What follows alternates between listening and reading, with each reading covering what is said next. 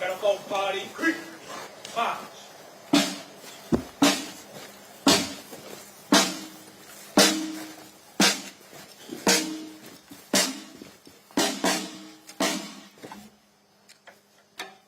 Catapult party, 3 stands.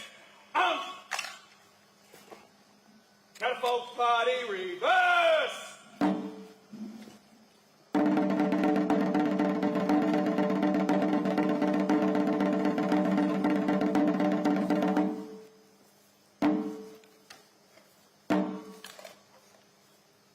Catapult party, slow.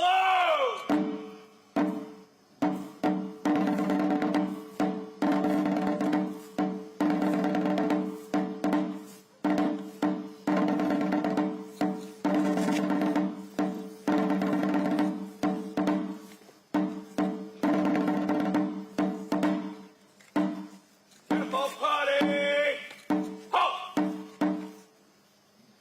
Catapult party, outwards. Turn. Catapult party, rest on.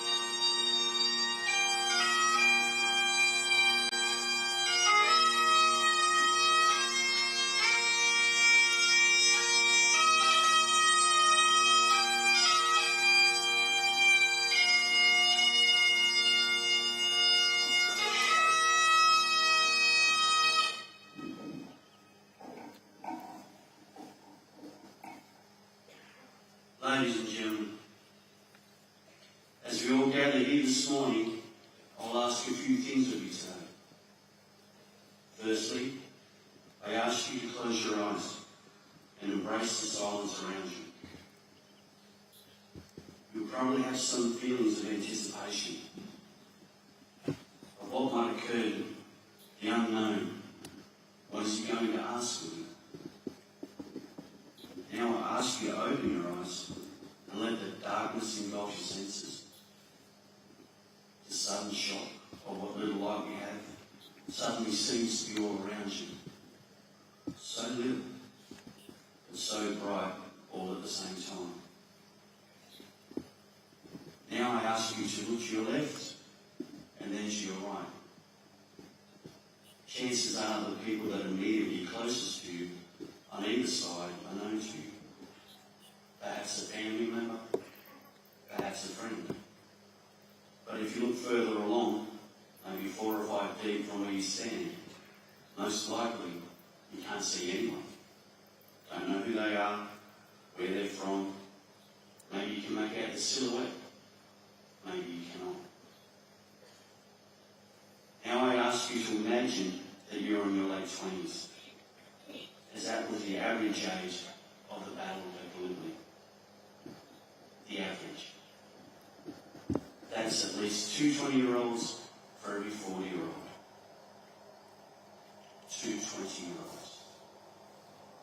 On the other side of the world, seemingly short and relatively calm in warm conditions, again, close your eyes and imagine. What is not widely known is that the original landing was slated for 48 hours earlier, on April 23rd, but was postponed due to poor weather. Weather so rough that they couldn't land the boats for fear of missing the beach entirely, and then smashing the rocks on either side of the cove. So again, imagine that you were there, a 20-year-old, and most likely it's your first time anywhere, let alone to some place called Commemorative, or as we know it, the Gallipoli Peninsula, sitting and waiting for 2 days. Just imagine. Now all of us here, in one way or other, have been exposed to battle. Be it personally in theatre, sadly, as so many of our veterans have, perhaps through a movie, a book, or maybe a shared experience from someone we know. But we can imagine. For those young men sitting on those boats, they couldn't. There was no TV. Radio was in its infancy as a medium. Even the papers, which may have been shared, clippings or accounts from the Boer War by 1915, those papers were a generation old. But so too was compulsory literacy. Not everyone could read. Now I ask, imagine not being able to imagine. For those that have been fortunate enough to travel to another country, take yourself back. That moment when the first time you step off the plane, somewhere you've never been, that anticipation, the excitement, the unknown. Now in your mind, change that plane to a boat. In your mind, change that laptop to a rifle. In your mind, change going on a holiday or a business trip to going to war. Now again I ask you, imagine not being able to imagine. The greatest unknown in history, the most terrifying moment in all time. And every single one of those brave men from Australia and New Zealand volunteered to be there. There was no conscription at that time, only a sense of duty. The military history of 2 young and brave nations started right there, right then, at that most terrifying moment in all time, at this exact time, 111 years ago, started by men sitting, waiting, perhaps smoking a cigarette, spinning the butt of a rifle on a boat deck, trying to be calm, trying to be ready for both their mates and the unknown. Imagine waiting for a whistle, sheet on fire.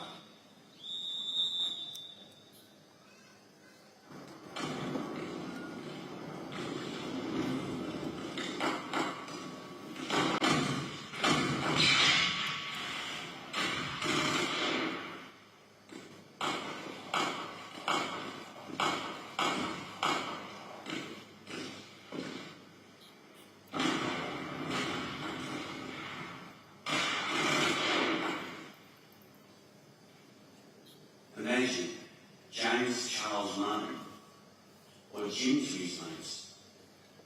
He's the youngest recorded fatality at Prelude. As many did, he too lied about his age doing this. He survived the torpedo attack during his transit to the theatre. However, on the 25th of October 1915, he succumbed to typhus. He was 14 years old. Again, look to your left, look to your right, find a child and imagine. This is why we are here. This is why we celebrate the selflessness, the sacrifice, the legacy that was created on that most sacred of days, and that did create the history, that did set the expectation for every brave man and woman who assists on a uniform. That did show every soldier, sailor and aviator from that day to this what it means to fight with honour, courage and most importantly, respect for your foe. To have respect from your adversary. They established what was to follow a generation later in Europe, North Africa and of course the Pacific. More poignantly, here in our beloved homeland, of which we have spoken about here, covered in the darkness many times. The following generation in Korea and Vietnam, and sadly yet, the next generation were in the Gulf, Afghanistan and Iraq. We also think and mention the many who deployed on peacekeeping missions. They now total close to 100 deployments, being Pacific, Somalia, Rwanda, East Timor, or wherever else we ask them to go. Sadly, today as we stand here, once again we're in uncertain and troubled times. Once again, we may ask those brave men and brave women to do the unthinkable. We may have to ask their families to support them, tell them we'll be okay, and perhaps, sadly, we may ask them to endure the greatest of all sacrifices. Again, that is why we are here. That is why we gather in the dark. Not because we owe it to them, because we want them to know that they are not alone, even if we're not there with them.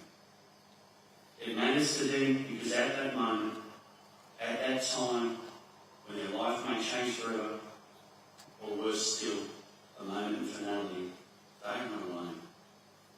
They know that we are with them. And if the worst comes, I hope and pray that they imagine us, and they know that they are, and they will be with us all, always.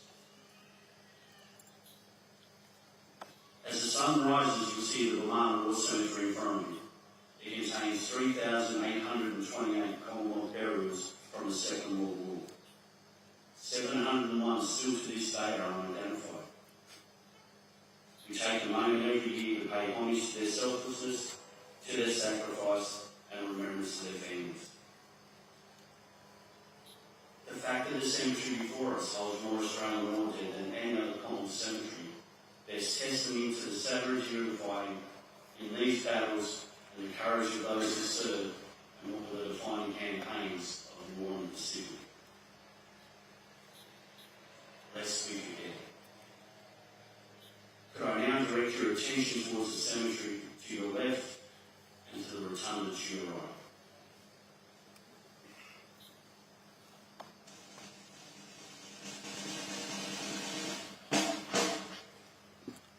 Private Harold West and Private George Leonard.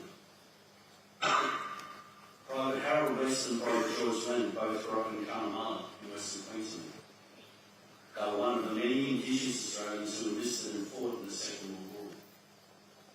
They both arrived in New Guinea as reinforcements for the 2nd 1st Battalion, and growing up in rural Queensland, it allowed them to forge a unique combination of traditional bushcraft, modern skills in which they learned both whilst working as route scouts and working as station hands. George Leonard was killed in action at Errol Creek in October 1942 and is forever commemorated at the memorial of missing that sits above the sword. And he, like me, sadly, he has no final resting place. However, the death of Leonard had a profound impact on Harold West. He was grief-stricken and swore revenge on the enemy for the loss of his best mate. Harold reverted to the bushcraft of his forebears, would load his pockets with grenades, take some emergency rations, and simply leave his rifle and other equipment behind and disappear. He would amazingly disappear for days on end in the jungle, and scoured for Japanese machine gun posts. Upon sighting his objective, he would sit in wait, sometimes for countless hours, then go and throw his grenades in the gun post, disappear back in the scrum as they exploded, and then he'd simply return to his unit, and occasionally report that another Japanese machine gun post had wiped out. Sadly, despite his bravery, in which he returned unharmed on several occasions from the expeditions, Harry West accidentally broke his leg and died of scrub typhus in Port Moresby Hospital. The Australian War Memorial is quoted whilst referencing to West. There was no one better at jungle warfare and no better best mate than Private Harold West. Lest we forget.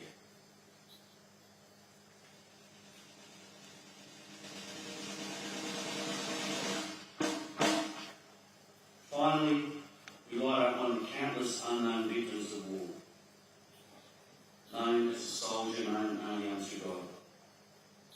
We'll never know the circumstances of his death. Did he fall advancing towards the enemy, or did some random event instantly in his life? Perhaps he died of wounds, disease, or even exhaustion. We don't know whether he suffered or his mates were with him to provide comfort to him in his final moments. We do know that the body of this soldier was found without any form of personal identification. His simple white headstone carries only the words, "A soldier of the 1939 to 45 war, known as to God."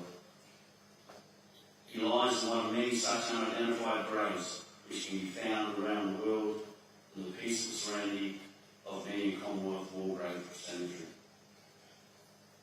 Let's we forget.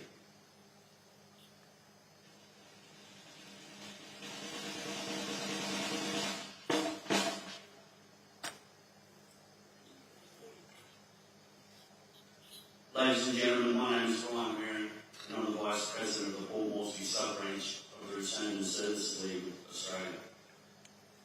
On behalf of our President, Mr. Glenn Maitland, LM, it gives me great pleasure to welcome you all here to the 111th commemoration of the ANZAC Day here at Command War Cemetery.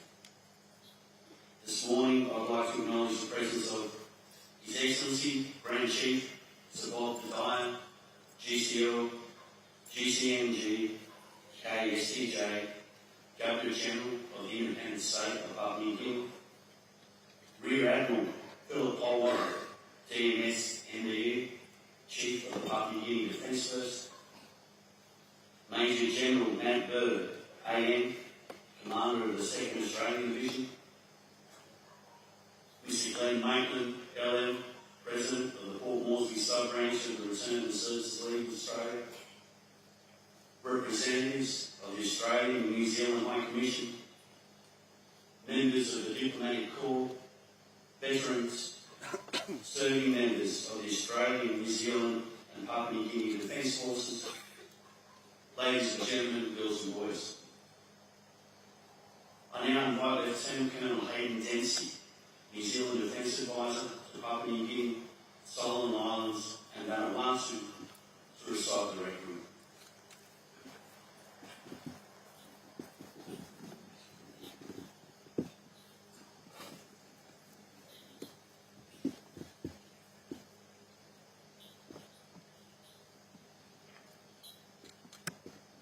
morning of 25 April 1915, Australian and New Zealand troops landed under fire on England.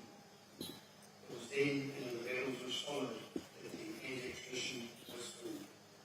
On this day, above all days, remember all those who served our two nations in time of war. We remember with pride their courage, their compassion, and their comradeship.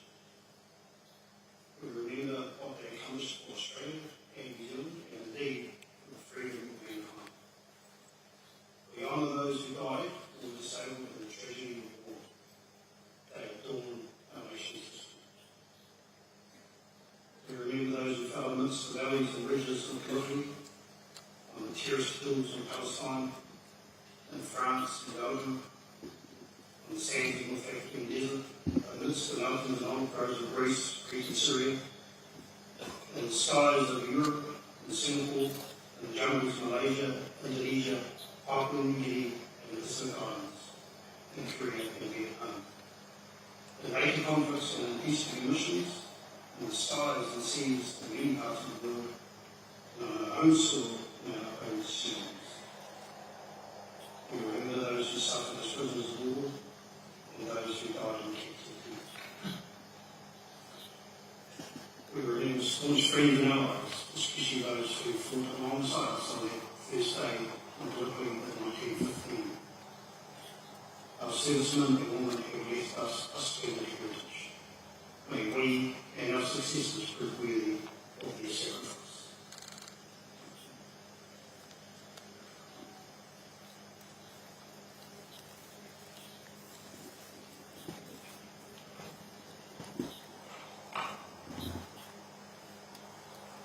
I would like to now invite Lieutenant Colonel Garth Stevenson of the Salvation Army to read the opening prayer.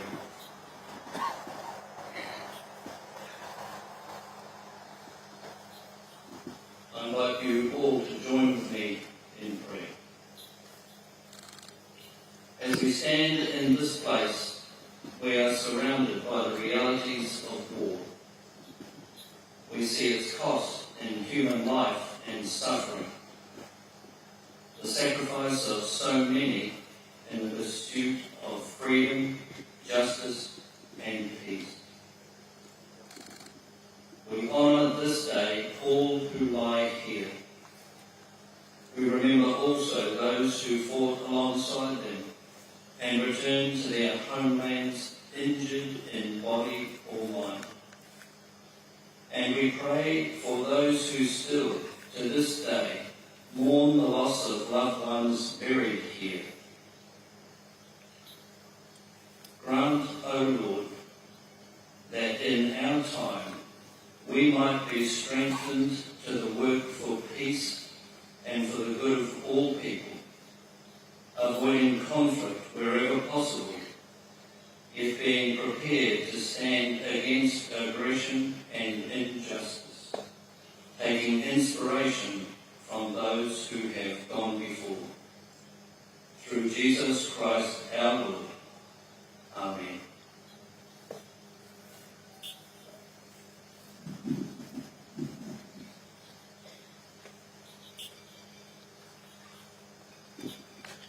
I now invite Rear Admiral Philip Olmar, TMS, MBE, Chief of the Papua New Guinea Defence Force, to lead the first reading.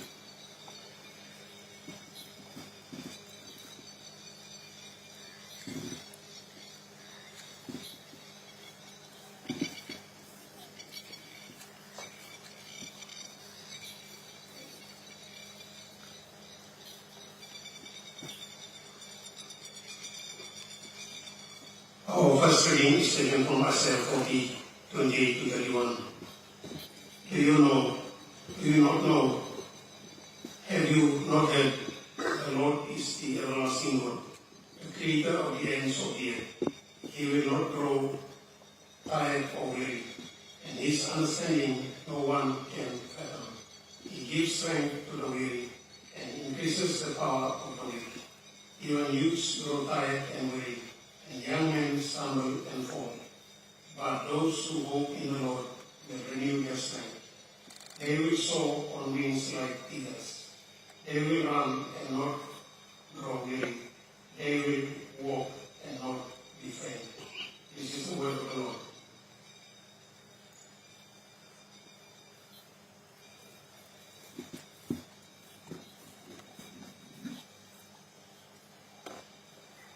I'd now like to invite Colonel Nicholas Strode, Australian Defence Advisor at PNG, to read the poem, A Tribute to ANZAC.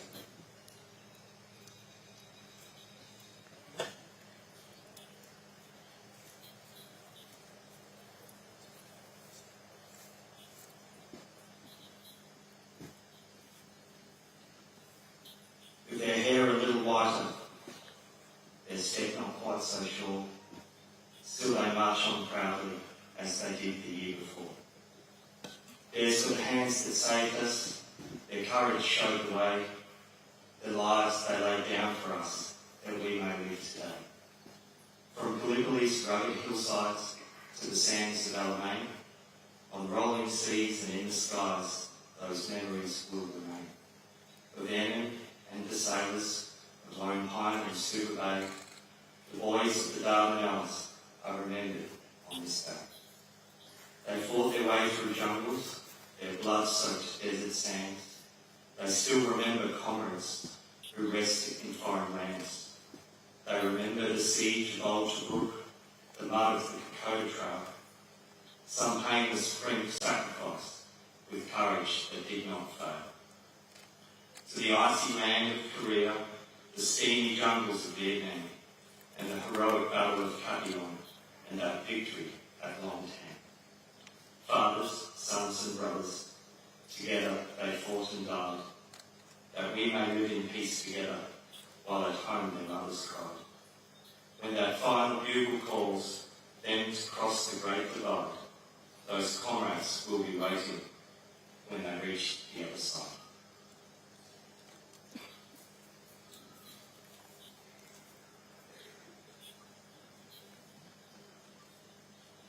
It gives me pleasure now to invite Colonel Jason Hutchins, Deputy Chief of Staff to the PNGF, to deliver the second reading.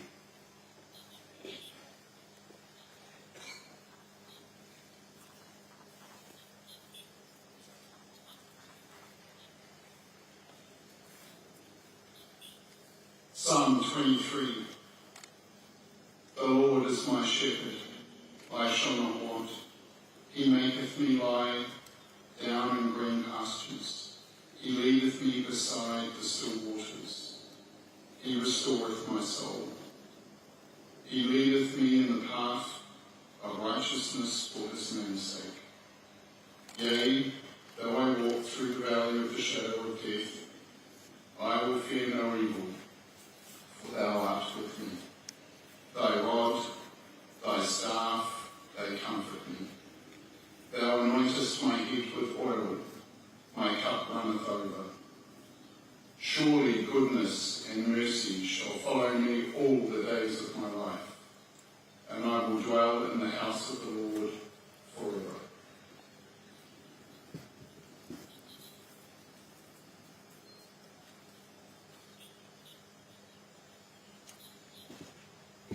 Command Chaplain of the Australian First Division, Chaplain Mike Folland, will now lead us in the Lord's Prayer.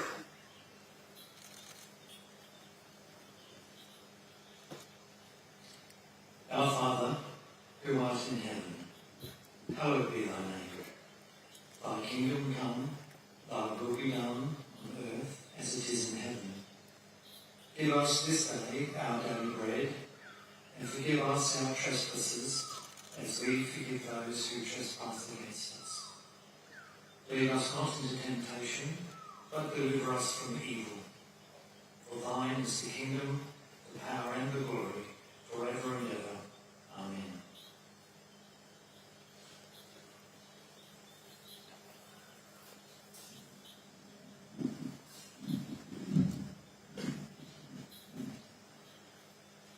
Now it gives me great pleasure to invite Her Excellency, Mr. Jenna Roberts, High Commissioner of New Zealand to Papua New Guinea, to give the first ANZAC Day address.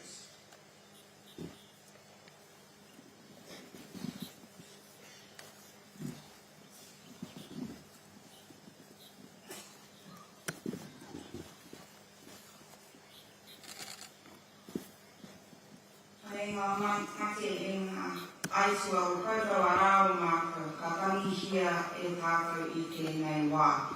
A piti hono tātai hono rātou te hunga mate ki a rātou. A piti hono tātai hono tātou te hunga ora ki a tātou tihei mauri ora. To the dead and to those being mourned, both yours and ours, we lament them and farewell them. To us the living, greetings to us all. Your Excellency, Grand Chief Sir Bob Dadai, Governor General of the Independent State of Papua New Guinea, all dignitaries, service personnel, New Zealanders, Australians, friends, good morning, Yongyumi Oketa.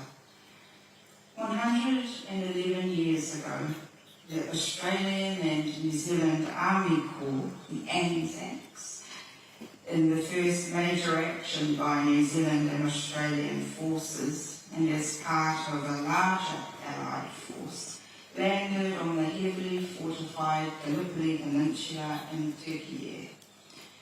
The attack was ultimately a defeat, and New Zealand and Australia suffered a terrible loss. Over 10,000 Australian and New Zealand soldiers were killed and many thousands more were injured. A generation was devastated. We remember too the great sacrifices made by the British, French, Indian and other Allies forces, as well as the losses suffered by the Turks defending their homeland. The Gallipoli campaign gave New Zealand and Australia a confidence in ourselves and in each other. And out of that tragedy and adversity, there grew what has come to be known as the ANZAC spirit. This symbolises courage, compassion and comradeship, which endures today, and is what observance of ANZAC Day helps to affirm. For New Zealand, ANZAC Day commemorates all who have served New Zealand in wars or in warlike operations. We acknowledge all those who gave their lives and who served with courage in conflicts, peacekeeping missions and humanitarian operations around the world. We recognise the veterans whose contributions may previously have gone unacknowledged, including those in non-military roles. Through many generations, New Zealanders and Australians have seen our service personnel involved in new conflicts around the world. From the First World War to Vietnam, Korea to Timor-Leste, and present-day deployments across the Middle East and Africa. ANZAC Day continues to grow in significance for those who have served and for their whānau or families. Here in Papua New Guinea, we are particularly mindful of the service rendered and the sacrifice made in the Southwest Pacific during World War II. Troops from the 3rd New Zealand Division were part of the effort to retake Tuakina and Nisan Island, and 4 New Zealand Air Force squadrons were subsequently involved in the campaign to retake the critical air base at Rabaul. In Papua New Guinea, Solomon Islands, Vanuatu, and further afield on land, at sea and in the air, the Pacific War will not be forgotten.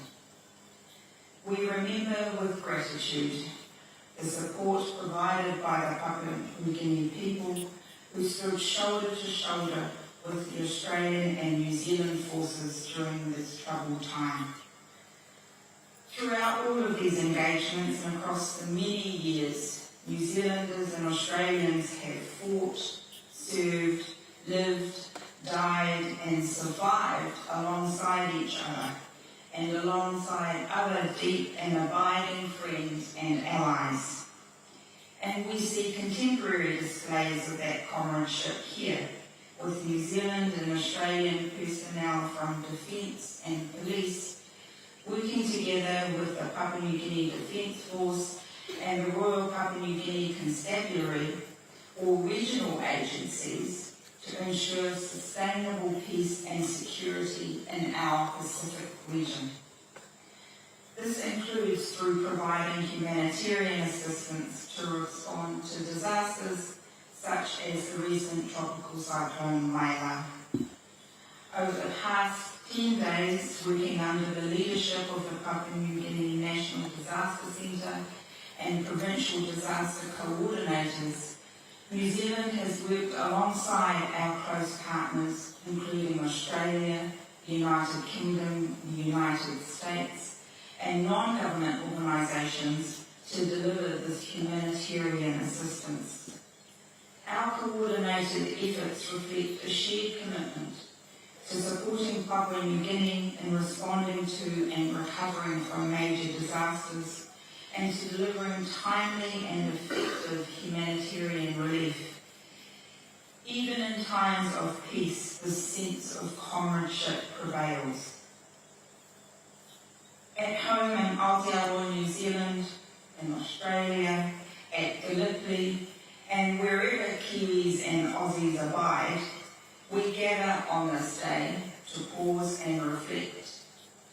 ANZAC Day is a time for all of us to think of those in our communities who have experienced war and conflict, those whose lives have been lost, our veterans, our armed services personnel, families of the fallen, and our refugee communities. Today we commemorate no military triumph, but rather the courage and bravery of those who did their duty and sacrificed their lives to help bring our country's peace. Whaiuni no ngā uzen lono geta, ka maumahara kunu tātou kia rātou, we will remember them.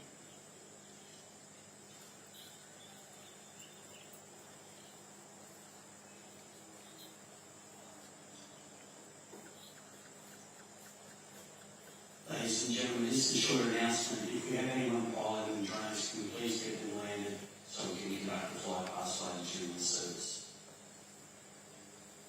I now like to invite His Excellency Mr. Ewan MacDonald, Australian High Commissioner of Papua New Guinea and patron of the Port Moresby suffrage of the RSL, to give the second ANZAC Day address.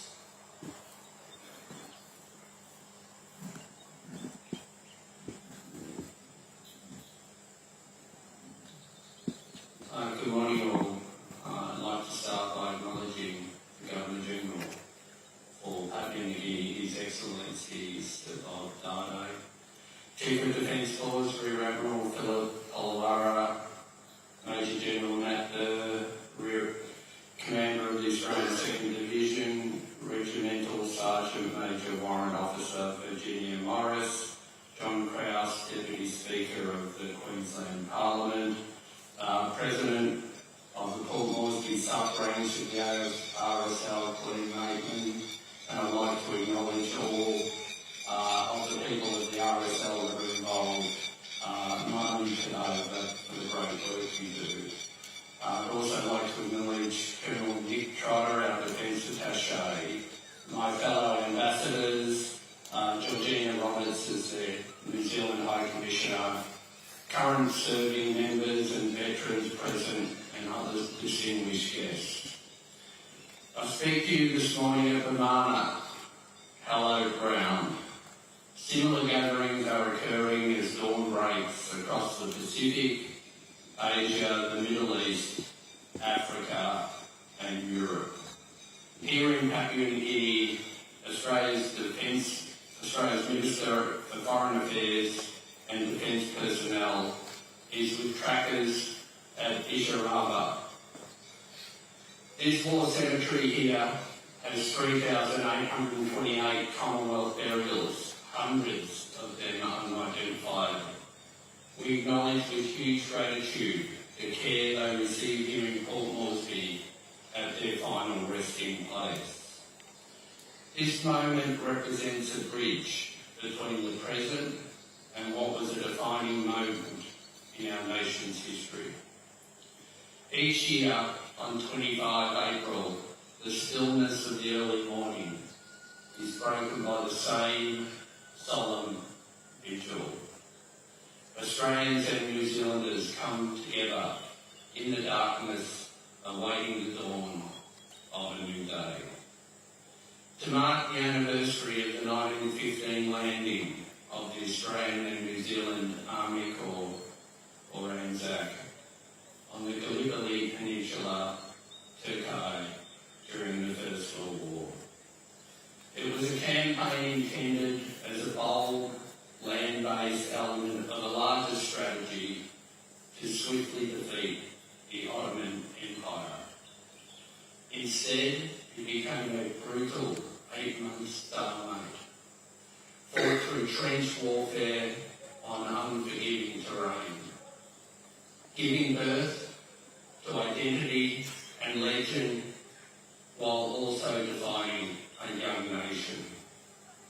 The scale of the first day of the Gallipoli campaign remains staggering. More than 2,000 Australians were killed or injured by the following morning. Many were just teenagers, some as young as 16, and the ANZACs were effectively besieged in an enclave around 1 kilometre square, crammed with 20,000 men. In most places, the trenches were only a stone's throw apart. This was the apex of the ANZAC line. By the time the Allied forces were evacuated in late 1915, more than 50,000 had been killed, including more than 8,000 Australians and 2,400 New Zealanders. The loss was compounded decades later during the Second World War, where an estimated 17,000 Australians gave their lives fighting in the Pacific. For a young Australia, a nation only 14 years old at the time of Gallipoli, this experience could have been crippling. Instead, it became formative. The loss of siblings, sons and daughters took a huge toll on families and left a permanent mark in the towns and cities across the country. But it drew Australians together and established a strength that persists today. We call it the ANZAC spirit, a legacy of courage, ingenuity and loyalty. It is a spirit shared deeply with our New Zealand brothers and sisters, with whom we have served in peace and conflict for more than a century. This history has not bred a love of conflict, but rather a deep respect for the peace that sacrifice was bought. Here in Papua New Guinea, the ANZAC story found a new and essential chapter during the Second World War. We remember with internal gratitude those who provided aid and assistance to Australian soldiers, often under the most desperate conditions. But we must also acknowledge and honour the courage and bravery of those who also took up arms to defend their country.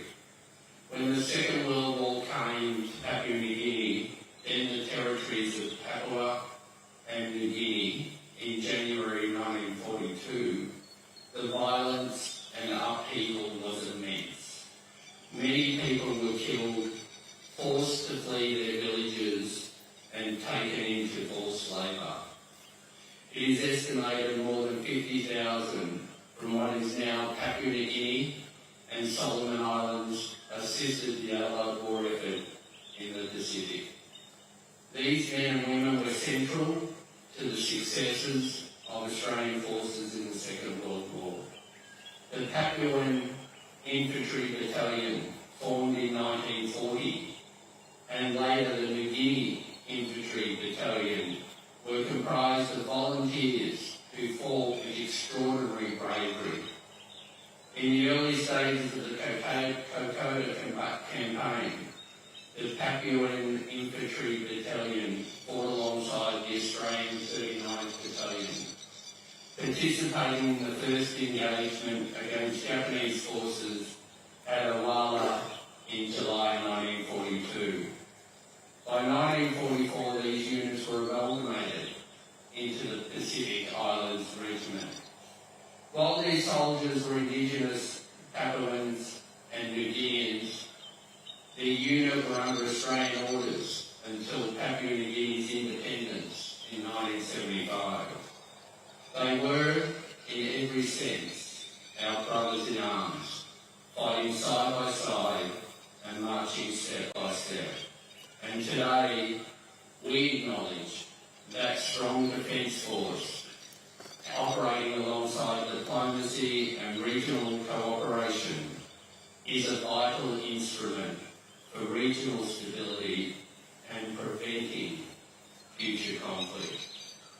From fighting together on the front lines of the Second World War to modern defence forces relevant to the challenges of our time, the bonds forged between PNG and Australia will always remain. We are joined at the hip. We look upon our current serving men and women with immense pride, and we thank them for keeping us safe every day. By remembering the sacrifices of their forebears who fell at ANZAC Cove, on the Kokoda track, and in all conflicts, we reaffirm our commitment to the freedom and values our brave soldiers won for us.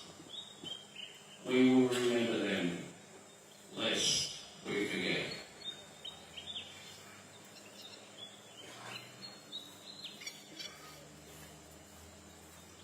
Finally, it gives me great pleasure to invite Major General Nat Burr, AM, Commander of the Australian 2nd Division, to give the final ANZAC Day address.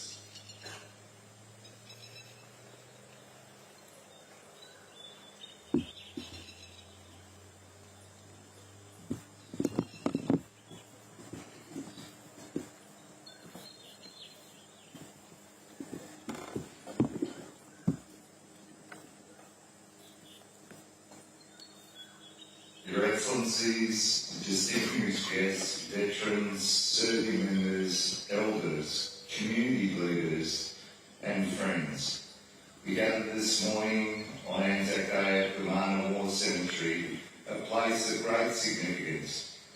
Here lie more than 3,000 Australians amongst comrades from right across the Commonwealth and also from Papua New Guinea. This cemetery is where Papua New Guinea campaign comes to rest and where its cost is most visible. In 1942 and 1943, Port Moresby became the final spot for thousands of wounded Australian soldiers. From the Kokoda track, men were carried for days down steep jungle paths, flown over the Owen Stanleys, and treated in field hospitals near where we now stand. Those who did not survive are buried here at the Mana, far from home, but amongst comrades. One of those many is Private Bruce Kingsbury. Kingsbury served with the 2nd 14th Battalion and was killed during the fighting at Isuaba in 1942. When his platoon was pinned down and suffering heavy casualties, he charged forward through intense fire, firing from the hip, breaking the enemy assault and allowing his section to regroup. For that action, Private Bruce Kingsbury was posthumously awarded the Victoria Cross. Kingsbury was 24 years old.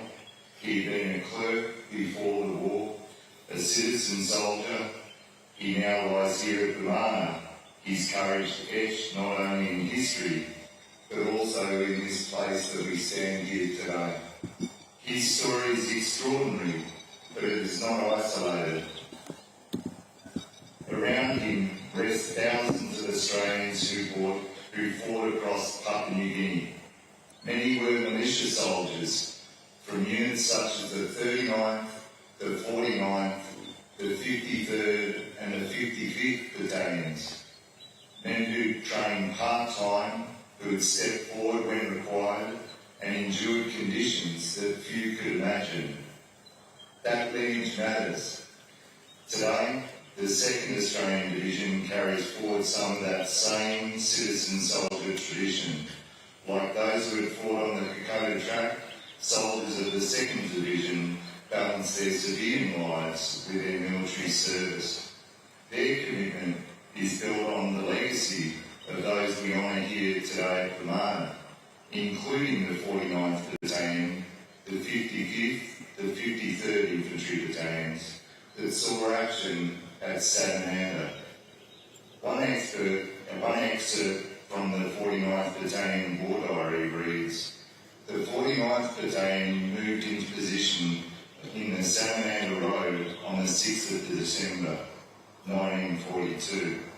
Supported by the 55th and the 53rd Infantry Battalion, the 4 companies of the 49th Battalion, each about 100 men strong, attacked the next morning. Fortified, camouflaged, the Japanese fiercely resisted. One veteran, who had also served with the 2nd 22nd at Prelude and the 2nd 4th Infantry Battalion at Adelaide, said he had never seen a greater volume of fire than what was directed at the 49th Battalion on the 7th of December. The attack failed and cost the 49th dearly. In 5 hours, the battalion had lost 14 officers and 215 men killed or wounded. Close to 60% of the attacking force and just under half the battalion's full strength were casualties in that 5 hours. The Australian War Memorial records indicate that 11 of those men are buried here at Commemorative. 18 are laid to rest at the Lay War Cemetery, while 3 are buried at Satananda. For me, this place also carries a personal meaning. My great-uncle was one of those soldiers who fought and died with the 49th Battalion at Satananda, Private Ronald Jackson. He is buried here at Commemorative. Like so many Australians of this generation, he fought in a country that he had never known before war, alongside people of Papua New Guinea whose courage and selflessness left an enduring mark on all who served here. ANZAC Day in Papua New Guinea reminds us that Australia did not fight alone. Papua New Guinean soldiers, carriers, villagers stood beside Australians, fought shoulder to shoulder, guiding them, supporting them, and saving lives. That contribution was decisive, and it's remembered with the deepest gratitude and respect.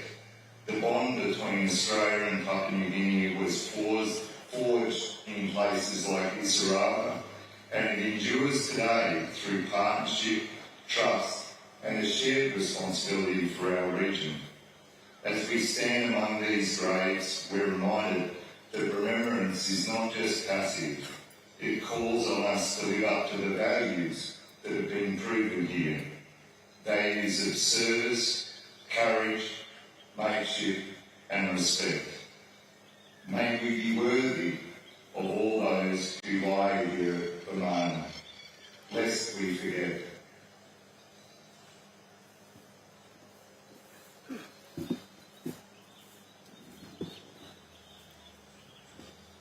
We now like to invite His Excellency, Grand Chiefs of the Diet, GCL, GCMG, KSPJ, Governor General of the Independent State of Papua New Guinea to lay the first wreath.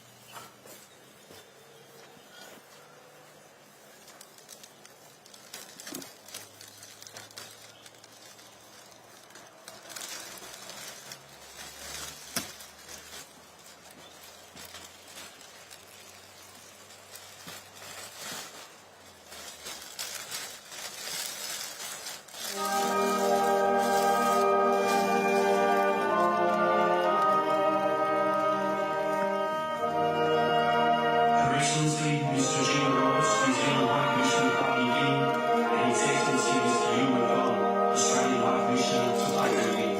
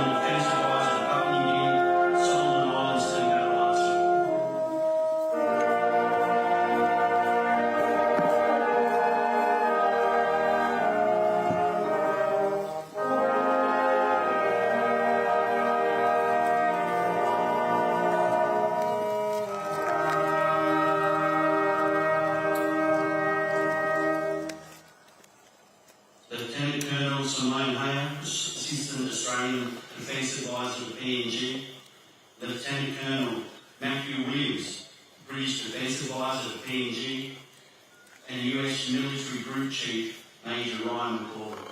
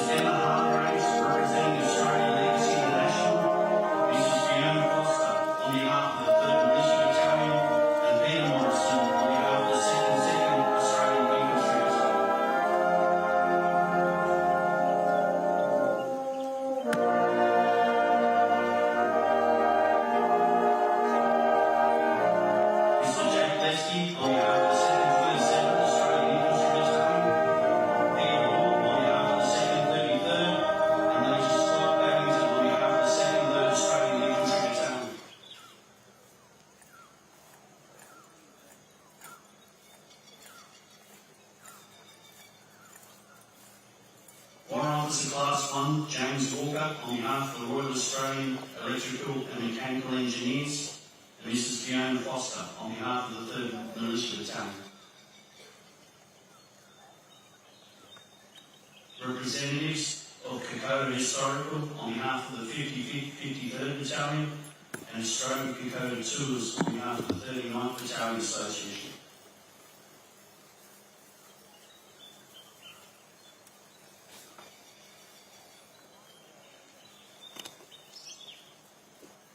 Mr. Tony Orchard on behalf of the RSL Queensland, Mr. Stefano Mamoto on behalf of the Ipswich City Rotary Club, and Simon Smith on behalf of the Royal Australian Corps of Signals.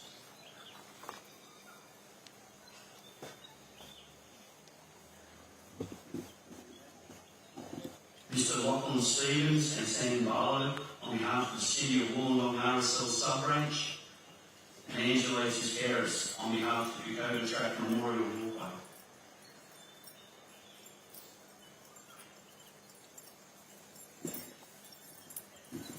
Mr. Daddy Tucker Jr. MBE on behalf of the Anglican Church Grammar School of Brisbane, her 7 old boys who were buried here at Kilmarnock.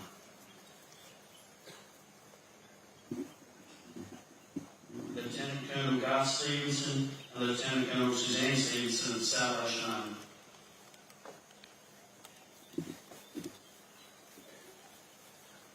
Mr. Kai Tane, the Chief Executive Officer of the St John's Ambulance.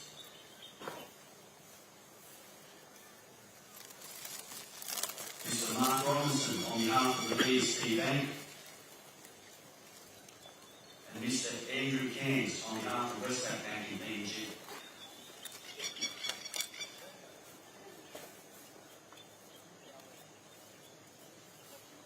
Now invite Mr. Lindsay Stewart, Ms. Stone Hepner and Mr. Stephen Ellis, representing Sunbird Home Care Australia.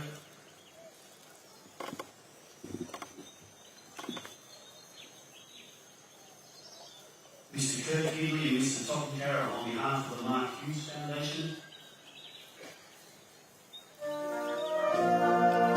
Bringing new retired Mark Smith, SC Bayham, and Major retired Paul Dunbar and IM on behalf of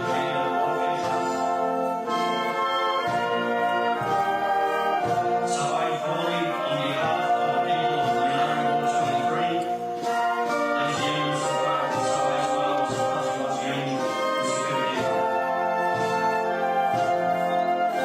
Understanding and Max Quinn on behalf of South Sea Horizons.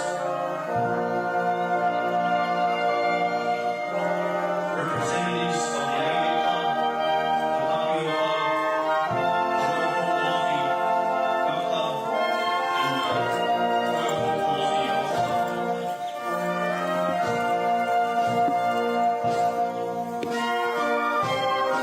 Student representatives of the Paul Hornsby International School, Alabama International School, and South Pacific Academy.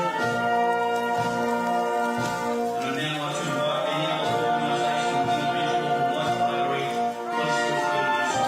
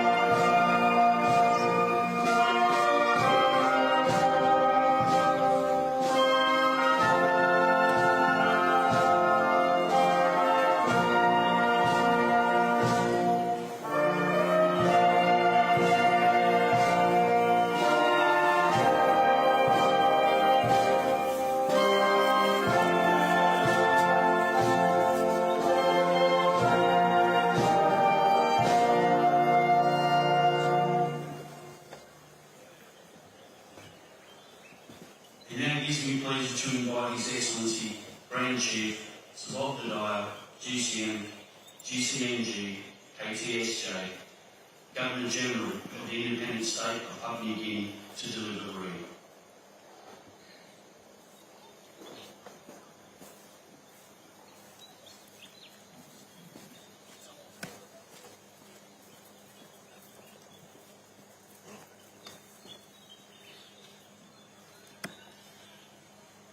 Those heroes that shed their blood and lost their lives. You are now lying in the soil of a friendly country. Therefore, rest in peace. Where they lie side by side in this country of ours, you, our brothers, who send your sons from faraway countries, wipe your tears. Your sons are now lying in our bosom and are in peace.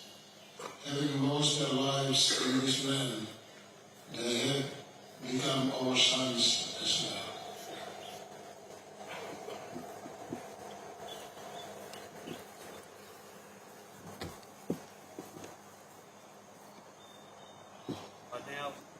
I now ask you all to be upstanding as I invite Mr. Glenn Maitland, LM, President of the Port Moresby Sub-Branch of the RSL, to deliver the oath.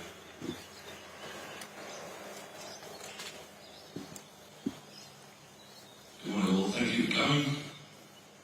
I'd like you to remain upstanding for the last moment of silence, reveille in the national anthems of Papua New Guinea, New Zealand and Australia. They shall not grow old, as the eagle that grow old. Age shall not weary them, nor the years condemn. At the going down of the sun, and in the morning, we will remember them. Lest we forget.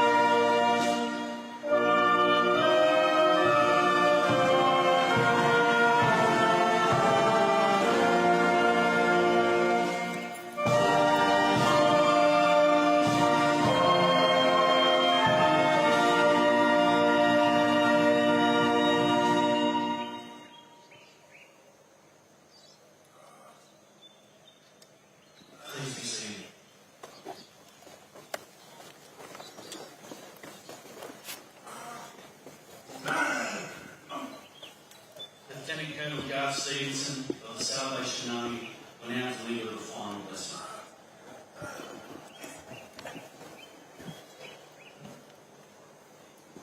To God's gracious mercy and protection we commit you.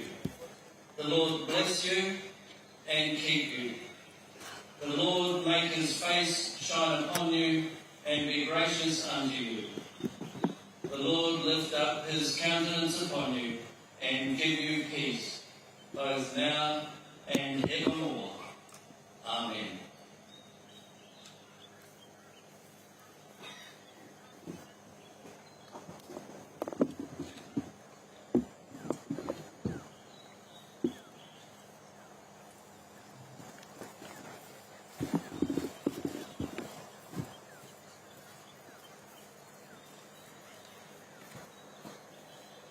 Catafalque party in words. Chant. Catafalque party, quick march. Please be outstanding for the dismantling of the Catafalque Party, the departure of His Excellency Grand Chiefs of the Dyer, QC, Governor General of the Independent State of Papua New Guinea, and Lady Catafalque.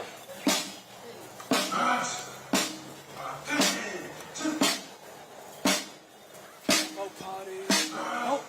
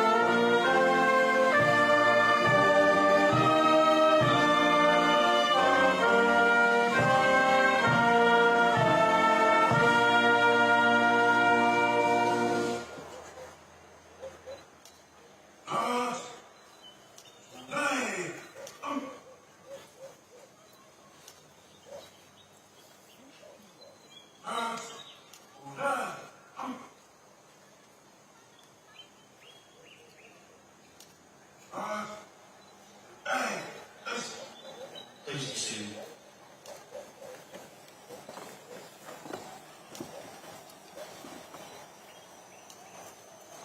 Guard Commander, please fall out of the parade.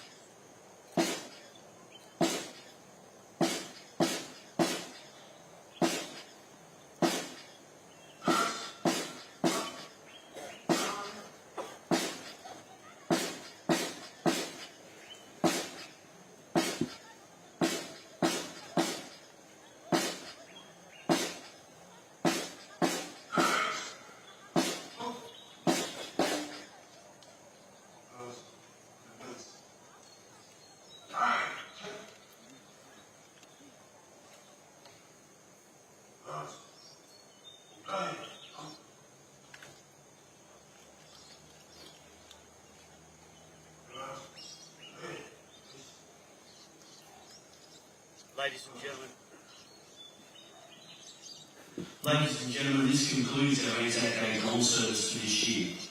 We'd like to specifically thank the PNGDF for their support over many years. This morning it included the ceremonial quarter guard, the band and the bagpipers, as well as the brave orderlies.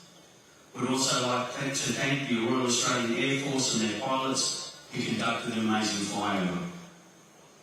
Further, we would like to acknowledge the tireless efforts of the Australian War Graves and in particular the Papua New Guinean staff who look after not only the grounds in front of you here at Bamana, but also the cemeteries in Lane and Bitapaka.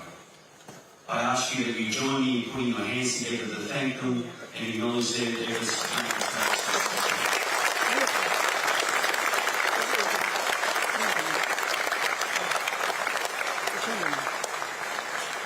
On behalf of the President and the members of the Port Moresby sub-branch of the RSL, I thank you all for attending to help us commemorate this wonderful day. We wish you a great ANZAC Day and look forward to catching up with you throughout the day's activities. As a special treat for you, we're pleased to invite you to listen to a live performance by famed Australian artist Ben Healy and Karel and Bella Waiagao from Cape Vogo village in Milne Bay province. Ben has performed on ANZAC Day in Gallipoli and Villers-Bretnor, so today he's thrilled to complete the Memorial Trilogy. We hope you enjoy their performance and the rest of your day. Once again, good morning and thank you all for your attendance.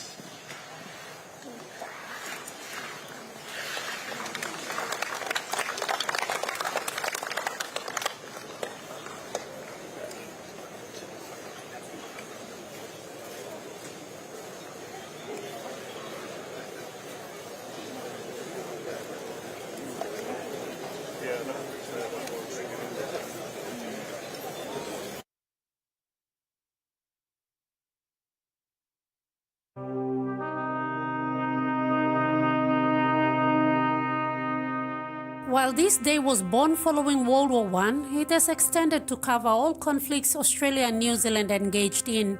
From Australia and New Zealand to Papua New Guinea, this day will be observed across countries to remember the fallen. For Papua New Guinea, the ANZAC story is not just a foreign event. It is a fundamental part of the country's own history and identity. During the Second World War, the Pacific Theatre brought the global conflict directly to PNG. The famous Kokoda Trek became the site of one of the tough battles ever fought, where hundreds of Australians and locals alike lost their lives. The ANZAC legacy was deepened here by the Fuzzy Wuzzy Angels. The Fuzzy Wuzzy Angels showed extraordinary compassion and courage, carrying wounded Australian and Allied soldiers through mud and steep gorges, often under fire. Their care and humanity during those dark months saved many lives and created a bond of friendship between the people of PNG and Australia that remains deep today. As the sun rises on 25th April, dawn services across Australia, New Zealand and Papua New Guinea reflect men who lost their lives during the different wars. The reminder of this war can be seen in places like Bomana, Lae and Rabaul war cemeteries, where the resting places of thousands serve as a reminder of the shared sacrifice.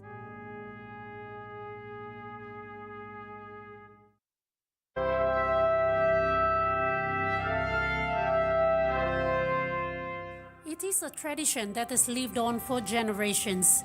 Since 1921, the Ode has been the most important part of memorial services, a moment when everyone stops and honors those who died. They shall not grow old, as we that are left grow old.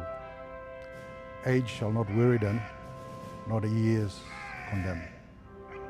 At the going down of the sun and in the morning, we will remember them.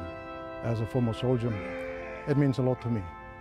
I remember a man who fought along with me, who served under me, and who lost their lives in duty. I recall a time when we went on operations in Bougainville and a few of my soldiers did not come back. It brings that emotion where the soldiers sacrificed their lives and were killed. And when we come back and we do a head count of men who went out on operations and they don't come back, we feel that emotion of them that we lost. So when the ode is read, I always remember my soldiers who served with me. This ode has become synonymous with ANZAC service, but its origin lies far north in England. The ode is actually the fourth stanza of a poem titled For the Fallen, written by English poet Lawrence Binion. He wrote it in 1914, shortly after the start of World War I, as news of devastating losses reached home. By 1919, the poem was chosen for the unveiling of the London cenotaph, and soon it was adopted as a memorial tradition by many Commonwealth nations. Today, whether at national ceremonies or at small memorial services, variations of the service may have changed, but the core remains. It is a commitment to remember the fallen. At the rising of the sun to the setting of the sun, we shall remember them.